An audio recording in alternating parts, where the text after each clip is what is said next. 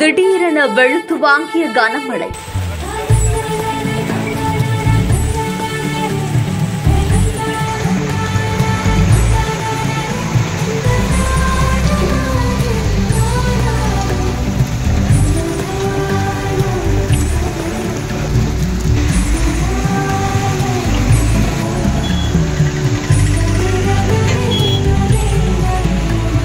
சென்னை புறநகர் பகுதிகளான ராயபுரம், திருவொற்றியூர் பகுதிகளில் மிதமான மழை பெய்துட்டு வருது.